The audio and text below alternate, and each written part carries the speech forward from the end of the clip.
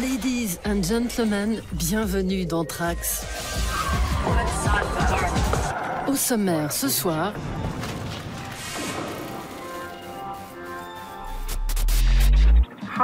comment te donner du plaisir? Quitte à aimer la nature, autant se donner à fond. Avec l'écosexe, l'amour est vraiment dans le pré.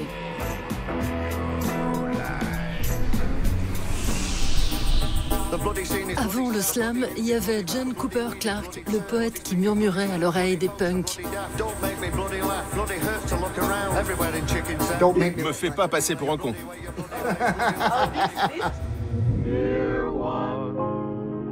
Son slow cinéma tourne moins vite que son ombre. Scène de ménage avec le réalisateur Rick Alverson.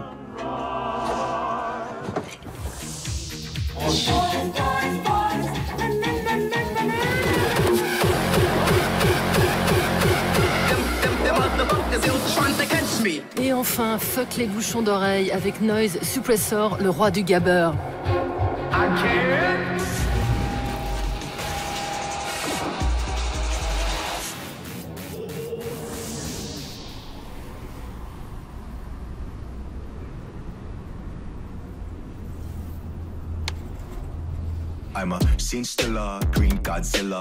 En 2017, le groupe de hip-hop coréen Balming Tiger invente un nouveau genre, la K-pop alternative. Avec ses membres ayant vécu aux États-Unis, en Chine et au Japon, le crew revendique le droit de surfer sur la vague policée des idols sud-coréennes en mettant les pieds dans le plat à coups de dirty lyrics.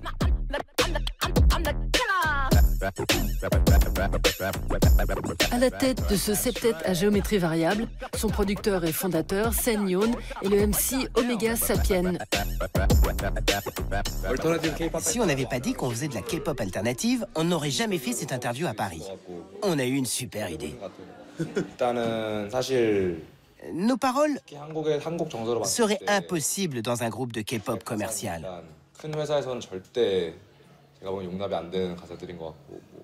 En Corée, on ne dit jamais les choses frontalement. Il faut toujours trouver un moyen de contourner les problèmes. Et puis, il ne faut surtout pas dire de gros mots. Il faut éliminer les mots sexuels ou violents. Et moi, je dis ce que je pense en balançant des insultes. En Corée, la K-pop est un trésor national. Célébrissime, le boys band BTS, les Boy Scouts imperméables aux balles en VF, seraient à l'origine de la venue de plus de 800 000 touristes dans leur pays.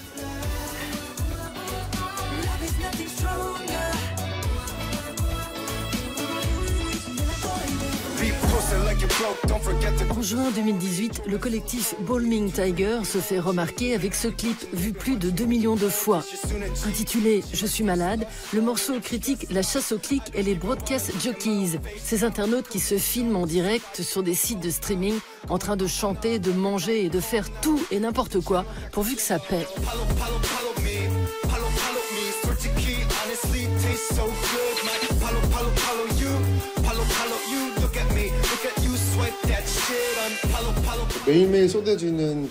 En Corée, il y a énormément d'informations et de contenus qui sortent tous les jours sur les réseaux sociaux. Pour exister et se faire remarquer, les gens sont obligés d'en montrer toujours plus. J'ai voulu écrire cette chanson pour dénoncer cette société de surinformation qui me donne des maux de tête. Dans la K-pop aussi, tout est surchargé. Et il y a beaucoup de rapports avec le net. La musique et la lumière sont trop fortes. Ils dansent tous ensemble. Et puis, il y a un tas de styles mélangés, jusqu'à 4 dans une seule chanson. Originaire de Séoul, le noyau dur de Balming Tiger se forme en 2017 dans le quartier nocturne d'Itaewon. D'abord groupe de musique expérimentale, il change de braquet après avoir flashé sur un chanteur de reprise connu pour ses vidéos DIY, Sekun Chang, alias Byung-on, qu'il recrute pour rapper.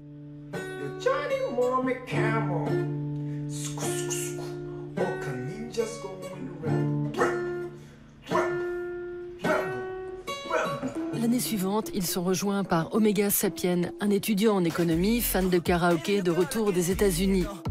Le rappeur remplace définitivement Beyond On quand celui-ci part faire son service militaire.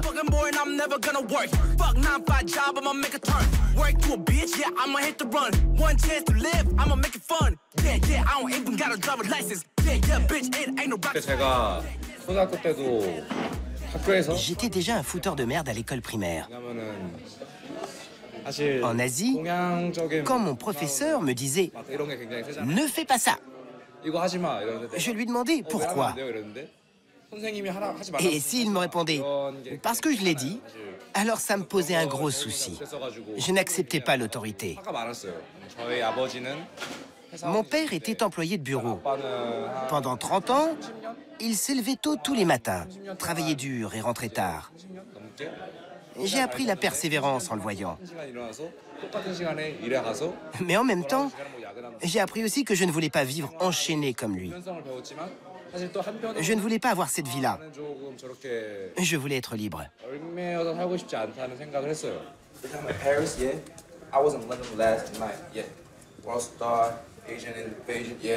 Another sold out show. Not sold out, but I'm gonna act like it's sold out, you know? Another battle. Let's do a show!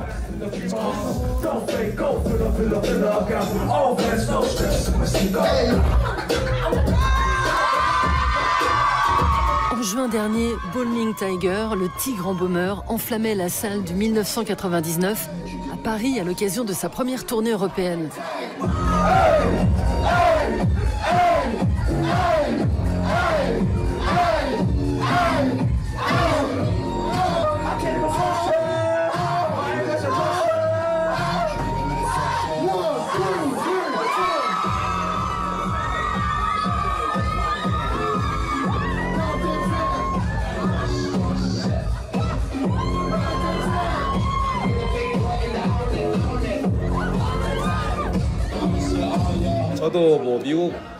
J'ai vécu aux États-Unis. C'est difficile de vivre la culture occidentale en tant qu'asiatique. Quand tu regardes les films hollywoodiens, c'est très rare qu'un asiatique soit représenté comme un héros puissant. Je ressens comme un sentiment d'exclusion d'être si peu représenté. Mais je connais tous les films de Bruce Lee, et lui, c'était une véritable icône. Moi aussi. Je veux être un héros asiatique.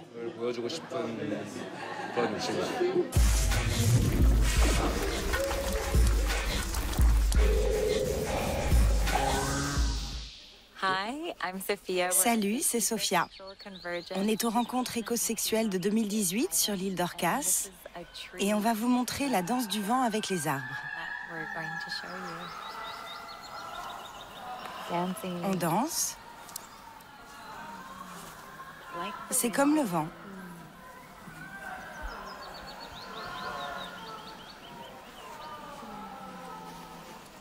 Quitte à aimer la planète, autant le prendre au pied de la lettre.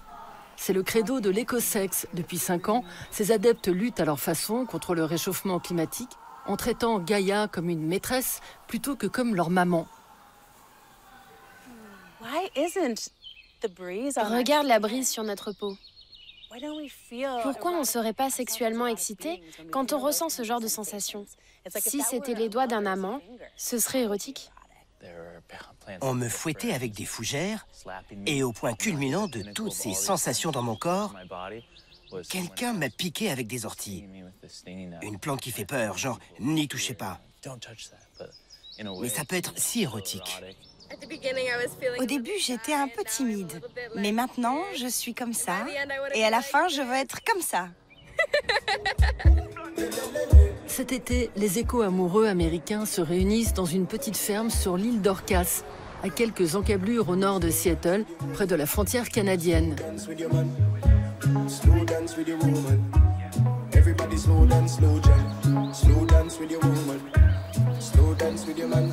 Pendant une semaine, cette centaine de néo-hippies et de païens revendiqués de 21 à 80 ans renouent avec la nature à travers de folles farandoles, des ateliers et des jeux érotiques dont seule l'imagination est la limite.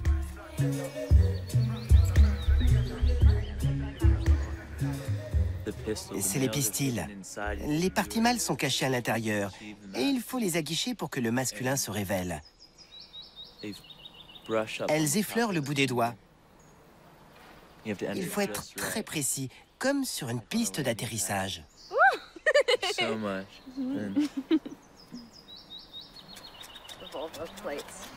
J'ai jamais vu une vulve comme ça.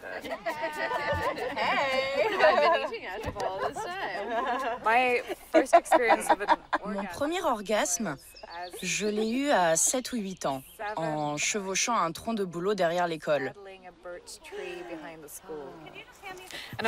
Je chevauchais cet arbre en faisant des petits sauts et j'ai ressenti du plaisir dans tout mon corps. J'ai lancé aux amis qui m'entouraient « C'est tellement incroyable, vous devriez tous monter sur cet arbre ». Ils sont tous montés dessus, mais bon, ils ont dit ne rien ressentir de spécial. Derrière l'écosexe, il y a Annie Sprinkle. Avec sa femme, Beth, cette ancienne actrice X, devenue performeuse porno féministe, invente ce terme dès 2008. En gourou païenne et LGBT+, le couple rédige alors le manifeste de l'écosexe, prenant que la Terre est notre amante et organisant à travers les États-Unis 14 mariages collectifs avec les éléments naturels, comme le vent, le charbon et la terre.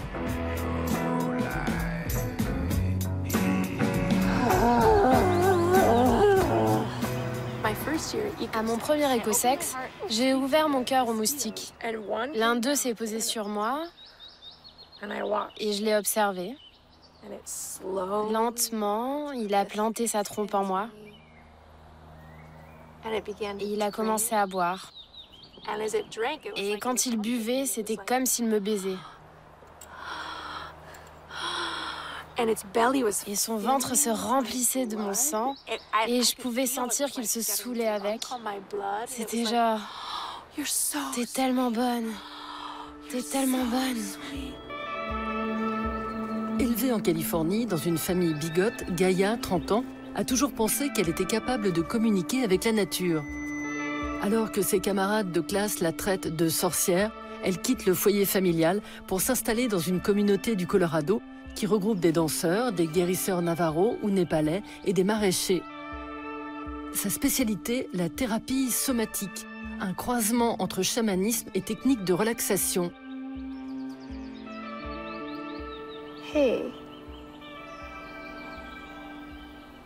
J'aimerais te donner du plaisir.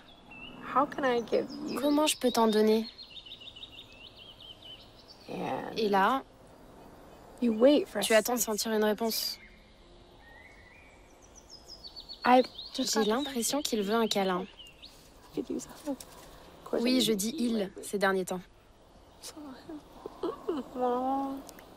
Quand j'écoute avec mon cœur, j'ai le sentiment que l'arbre que je serre dans mes bras est heureux. D'un point de vue chrétien, la lumière nous descend du ciel, elle nous vient du soleil. L'écosexualité, c'est comme si le monde entier était le corps de Dieu. Et que chaque élément avait sa façon à lui de m'aimer.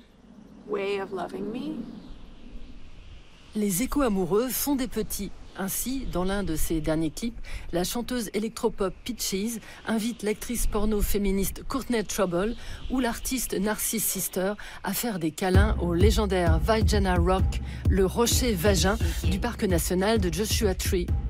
Attention aux cactus quand même. Rub, rub, bitch, rub. One pass 'em, thumb blast 'em, fun ask 'em, numb flask 'em.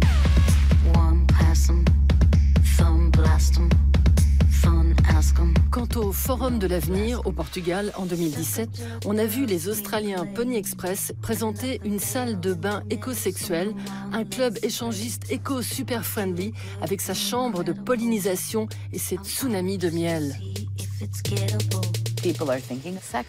On pense que le sexe, c'est un pénis dans un vagin. Alors on nous demande si on enfonce nos organes génitaux dans les arbres. Bon, d'abord, je tiens à dire que si des gens veulent faire ça, ça ne me pose aucun problème. Mais bon, c'est pas du tout ce qu'on fait.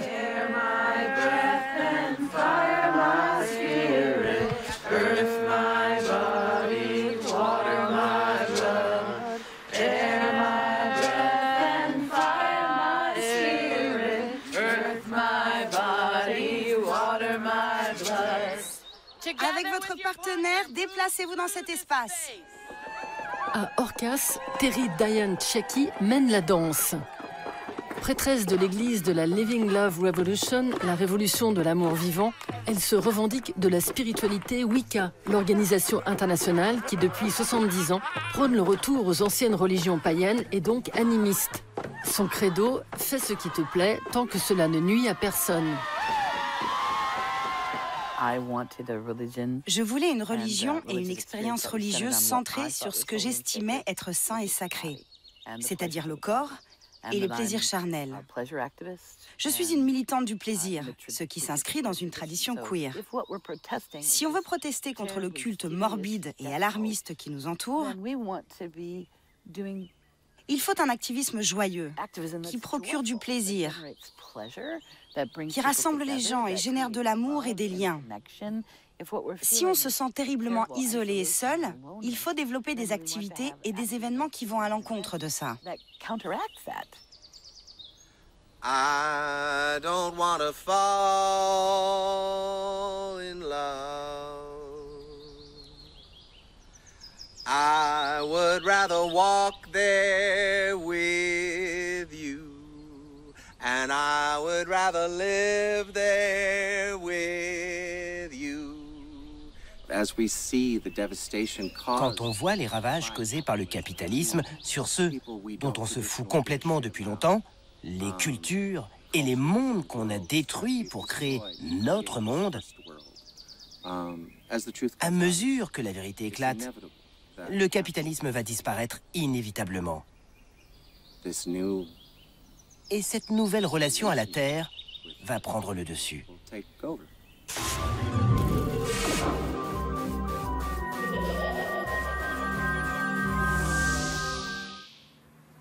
Good evening, ladies and gentlemen. Welcome to Celebration. My name is John Cooper Clarke, poet of the people, self-confessed pop personality. This was my bedroom, and over here, the view from my window. You will notice the Rialto Cinema. They named a bridge after it in Venice. Au début des 70s, en Angleterre, la rue est le terrain de jeu du poète punk John Cooper Clarke. Slammer avant le slam, il tabasse l'establishment à coups de spoken word. Compagnon de route de la scène de Manchester, il partage les planches dès 78 avec les casseurs du punk anglais. Un statut culte qui lui vaut de glisser en 2007 un de ses morceaux sur la BO des Sopranos.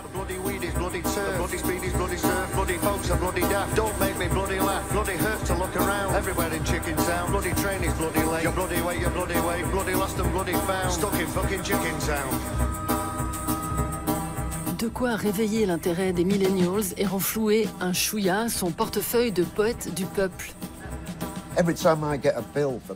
Chaque fois que je reçois une facture d'électricité, je me dis, bon sang, seulement? C'est vraiment pas cher. Moi, je paierais plus, je paierais 2 fois même. Putain, c'est fantastique. Tu entres dans une pièce sombre, tu appuies sur l'interrupteur et le tour est joué. Ça y est. En un battement de cils, tout est là. Juste en appuyant sur un interrupteur. Ils devraient faire payer beaucoup plus pour ça. C'est pas assez. Et on prend ça pour acquis. John naît en 49 à Salford, une banlieue au nord-ouest de Manchester. Son père est ingénieur électricien et sa mère jongle entre des boulots de barmaid et d'ouvrière à l'usine de munitions. Surnommée la vieille ville sale, Salford est aussi le berceau de Mark E. Smith, de The Fall et de Joy Division. Atteint de tuberculose, John trouve refuge dans l'écriture quand, à 14 ans, il découvre le comique américain Lenny Bruce, alors refoulé d'Angleterre pour obscénité. Sometimes I wish that she were dead, but it'd probably take her 2 hours to get ready. Lenny Bruce s'est vu refuser l'entrée en Angleterre lors de sa 2e visite. Ils lui ont fait faire demi-tour à l'aéroport. Et j'ai vu ça aux infos. Je me suis dit, waouh, ce type est un simple comédien et il ne laisse même pas entrer ce crétin dans notre pays. Je me suis dit, faut que tu te renseignes sur ce gars. Bon sang. Et depuis ça, j'ai pas de limite. C'est de l'humour noir. C'est ça que j'ai appris de Lenny Bruce. Il l'appelait le comique malsain, Lenny Bruce. Je me suis dit, waouh, le comique malsain. Le journaliste Tony Wilson va propulser John vers la gloire. futur manager de Factory Records qui enfantera Joy Division ou les Happy Mondays, il interviewe en 1977 John Cooper Clarke, alors technicien de laboratoire. If you use rhyme, it concentrates the images, disciplines them, and makes them accessible. En un coup de cuillère à peau, John Cooper Clarke se retrouve propulsé à presque 30 ans en première partie des Sex Pistols ou des Clash. Mitraillé par son slam, les punks en restent baba.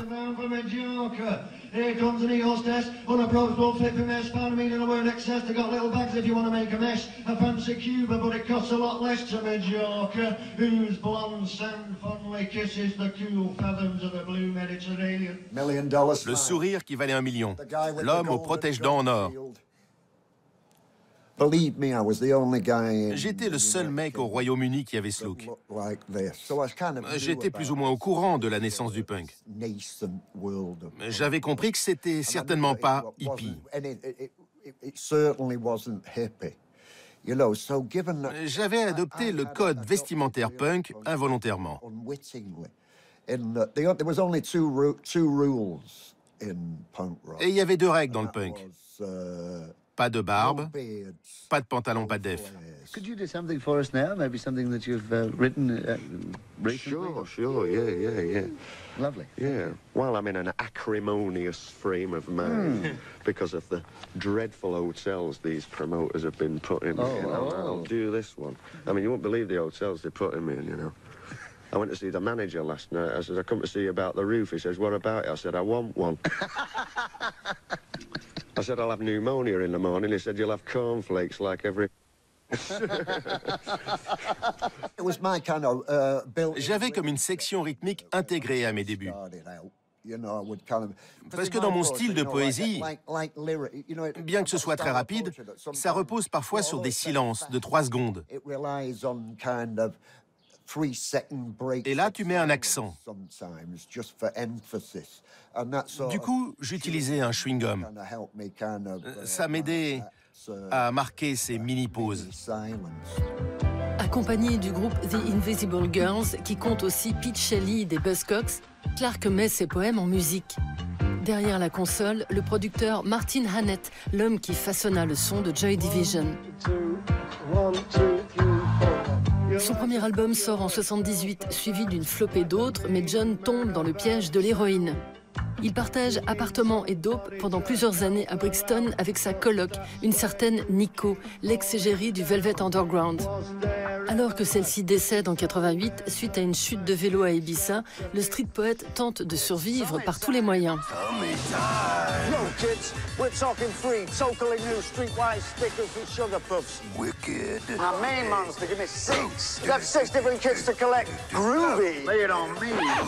Gravy, booby. I said groovy, not gravy. Fallait bien que je bosse. Mes revenus baissaient à vue d'œil. Ça a duré une décennie. 15 ans même. Il fallait que je travaille. C'était l'âne et la carotte. Je travaillais pour des cacahuètes pour pouvoir m'entretenir suffisamment pour être capable de travailler pour rester au niveau. John décroche en 92 et connaît un nouveau souffle 10 ans plus tard, quand l'un de ses poèmes est inscrit au programme du bac anglais. Il inspire alors la nouvelle génération qui fait repasser les mots au premier plan, comme ici les teigneux Sleaford Mods. En 2013, il devient même Dr John Cooper Clarke, se voyant décerner un doctorat honoris causa par l'université de sa ville natale. En juin dernier, John se produit pour la première fois à 70 ans à Berlin, au Festsaal Kreuzberg. Comme disait James Brown, chaque jour je regarde dans le miroir et je me demande si les gens paieraient pour voir un type comme moi sur scène.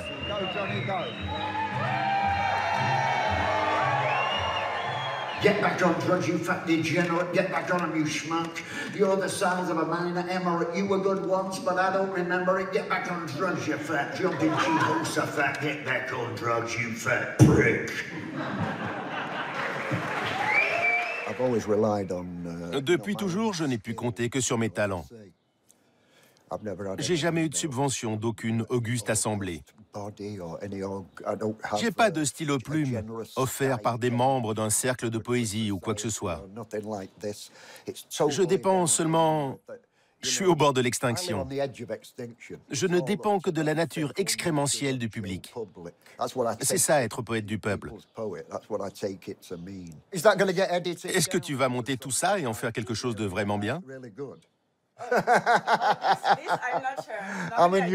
Mon sort est entre tes mains, me fais pas passer pour un con.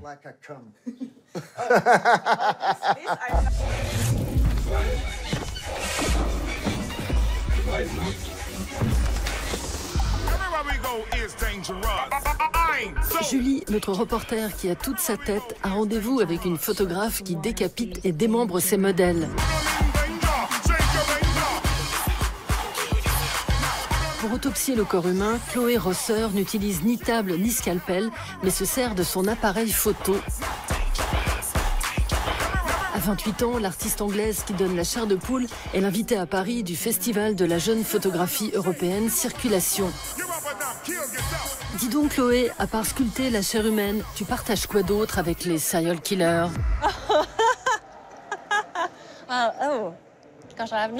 On m'a jamais demandé ça avant. C'est une question piège. Je ne veux pas dire de choses horribles sur moi-même. La précision? La précision? Peut-être une certaine connaissance de l'anatomie. Plus qu'avant, en tout cas. Je m'y connais vraiment mieux en ton de peau aujourd'hui.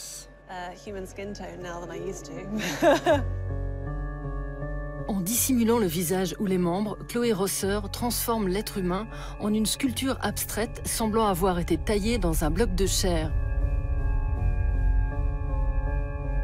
Après avoir commencé par un autoportrait de son dos, l'artiste, qui ne retouche jamais ses photos, inflige ses contorsions à ses modèles pour son projet Forme, réalisé en 2013. L'occasion pour Chloé de redéfinir ce qui nous définit.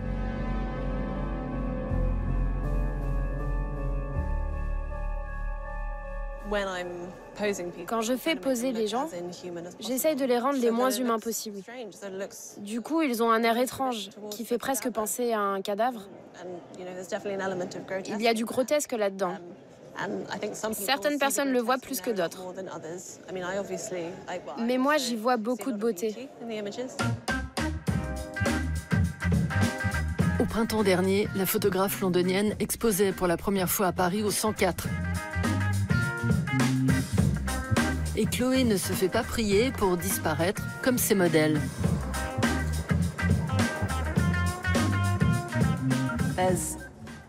Ici, on peut voir une marque rouge, comme si le modèle venait juste de se gratter. C'est une preuve d'humanité.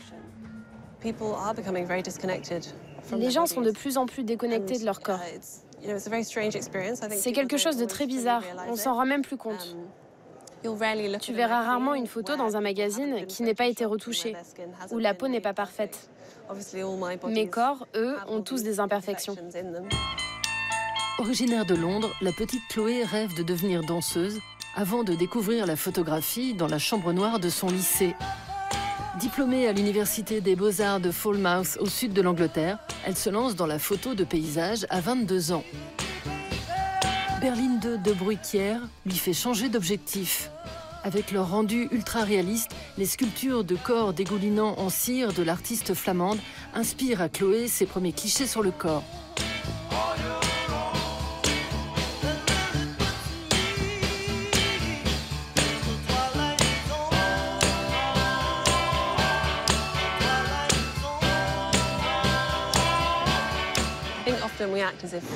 On agit souvent comme si les fonctions de notre corps étaient d'être séduisant, d'être beau, d'attirer des gens ou du travail. Mais en fait, la fonction du corps humain, ce n'est pas ça. C'est de rester en vie, de marcher et de faire toutes ces choses dont on a besoin. Ma mère souffrait d'Alzheimer. Son corps et son esprit n'étaient plus connectés comme avant. Beaucoup de choses viennent de là aussi pour moi. Son corps était en bonne santé, mais son esprit ne fonctionnait plus. Je crois qu'il y a beaucoup de ça dans mes images. Cool. Okay, and then Floria, if you come in. Yeah. And then just sit down next to Liam. And then get into that pose. So put your leg out and then lean on your leg. Yeah, that's really good. Yeah, really, really nice. En 2017, la photographe, sortant d'une sciatique, se penche sur les fonctions du corps avec le bien nommé projet Function. Dans sa série, Chloé Rosser expérimente l'interaction et la communication entre humains réduits à leur plus simple expression.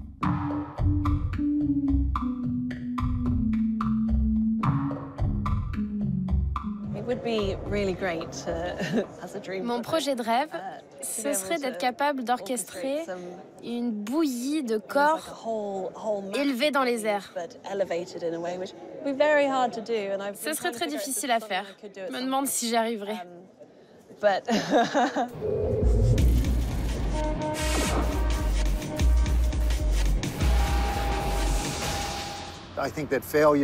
L'échec est essentiel dans le cinéma contemporain.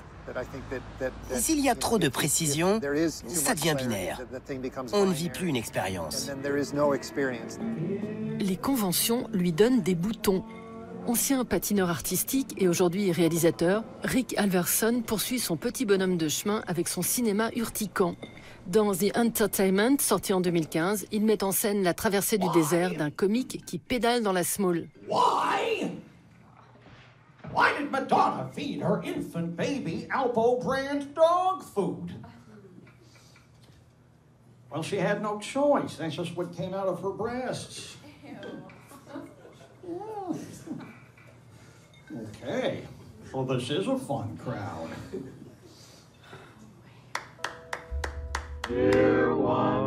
Dans son dernier long métrage, The Mountain, situé dans les années 50, Jeff Goldblum joue le rôle d'un médecin spécialisé dans la lobotomie. Récompensé d'un prix Nobel en 1949, cette opération consistait à détruire une partie du cerveau des patients qu'on considérait comme malades mentaux.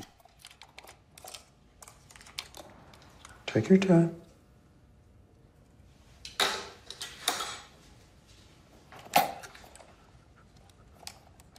Le film s'inspire de la star de cette opération diabolique, l'Américain Walter Freeman. Dans les années 40, ce neurologue amène sa touche personnelle en utilisant un pic à glace au-dessus de l'œil pour atteindre le cerveau. Il charcute ainsi plus de 3000 personnes avant que sa pratique ne tombe en disgrâce.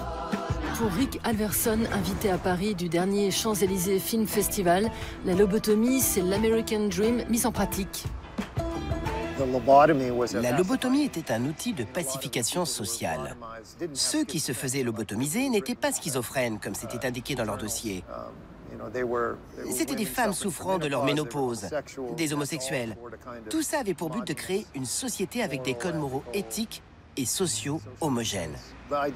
Le slogan de Trump « Make America Great Again », pour parler politique, est littéralement un slogan qui appelle un retour à l'uniformité des années 50. Né à Spokane, dans l'État de Washington, en 1971, Rick suit des cours de cinéma à la faculté, mais fait ses gammes dans le groupe de slowcore Drunk, Bourré, avec lequel il sort 4 albums.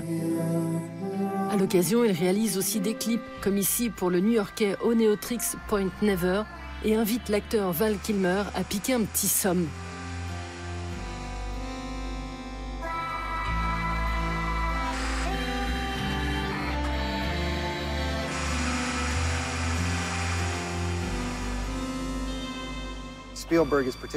Spielberg est particulièrement fort dans sa capacité à nous manipuler.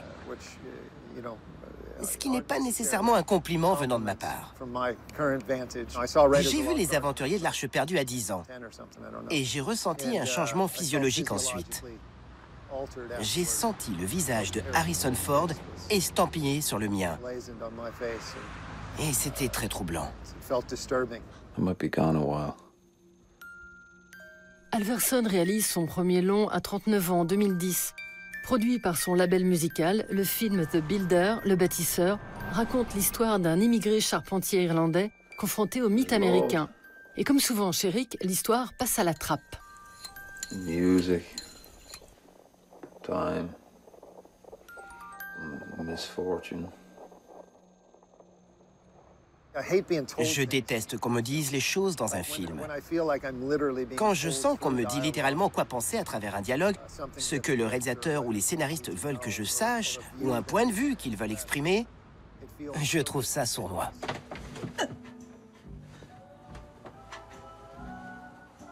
En 2012, Rick Alverson dirige pour la première fois des acteurs professionnels dans son 3e film, The Comedy. Avec cette scène d'épilepsie, le réalisateur impose son cinéma d'inconfort, son saint Graal.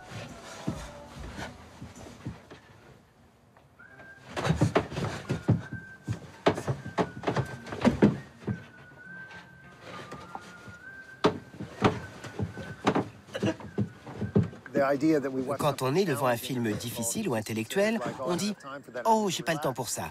J'ai besoin de me détendre. » Mais cette relaxation est abétissante. Je ne crois pas qu'elle soit bénéfique.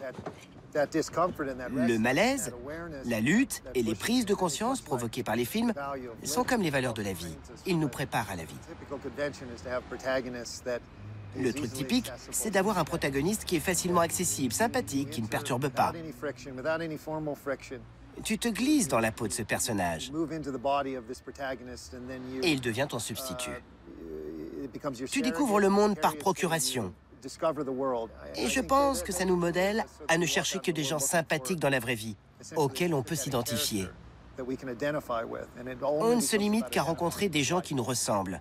On n'a aucune expérience de la différence.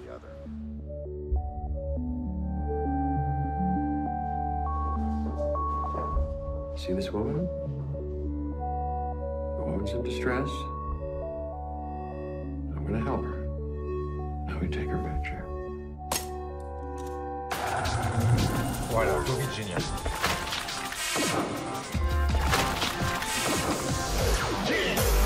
Pionnier du gabber, le sous-genre le plus extrême de la techno-hardcore, le Romain Alessandro Di Lillo, alias Noise Suppressor, ravage les tympans de ses fans depuis ses débuts en Italie en 1996 jusqu'au club des Pays-Bas où on le considère comme un dieu vivant. Inscrit au Hall of Fame du cultissime festival Thunderdome, la mecque de la techno, c'est aussi le premier DJ à envoyer sa musique dans l'espace à l'aide d'un ballon stratosphérique. Salut, ça va? Quelques minutes avant son set au Glazart de Paris, le DJ Bratatata plonge dans la malle au trésor de vinyle de Trax à la recherche de ses souvenirs d'enfance. Qu'est-ce qu'on a là? Je me souviens de ça. C'est un morceau d'histoire. Ah, je l'avais celui-là quand j'étais gamin. Mon père était batteur. J'ai des souvenirs petits d'aller le voir en concert. Je me souviens aussi que quand j'étais marmot, j'essayais de jouer de la batterie et j'avais appris les bases. Tout petit, mes parents m'avaient acheté un set d'instruments en plastique pour les enfants. J'étais super heureux et j'ai commencé à le déballer. Mais aussitôt que je me suis aperçu que tout était en plastique, j'ai commencé à pleurer. Alors mon père a pris une planche, des clous et un vrai marteau et il me les a donnés. Et là j'ai souri. J'enfonçais des clous partout du matin au soir. Vu la musique que je fais maintenant, j'ai pas beaucoup changé. Nous y voilà. Je suis très curieux.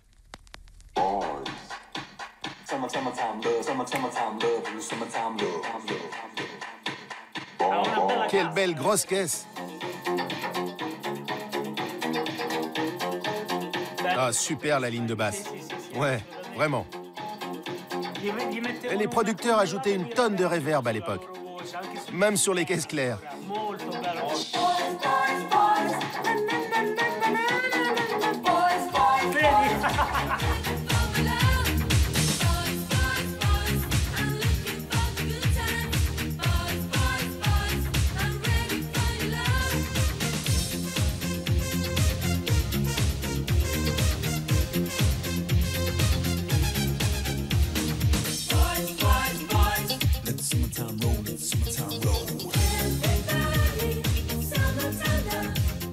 J'ai été très jeune dans les années 90 et je voyais les choses en grand.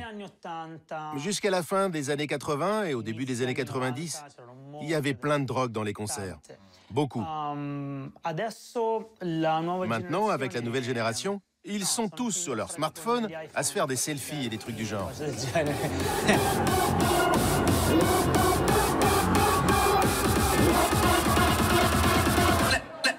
Let me break down the law.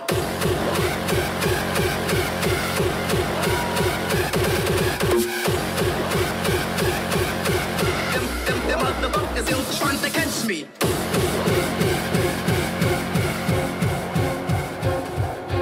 I can, I will, I must.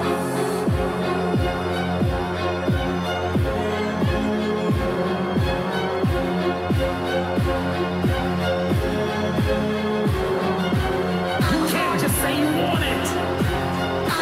It's you to say it. What separates you from everybody else is that when it's time to hunt, you're ready to hunt. When it's showtime, when the sun comes up, when the sun comes up, you got all the books, you got all the tapes, you got all the access. Now it's time to hunt.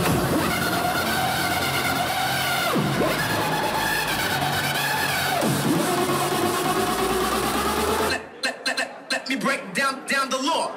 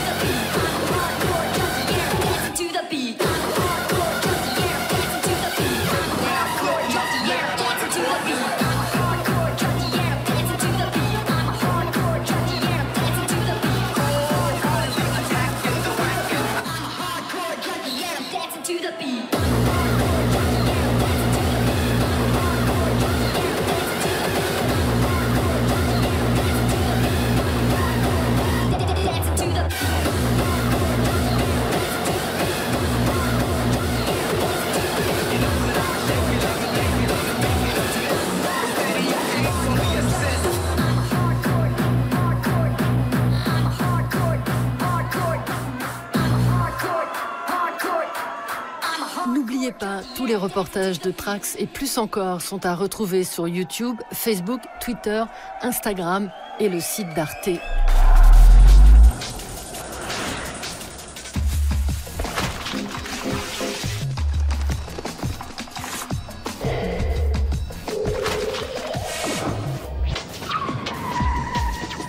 Voilà, Covid génial.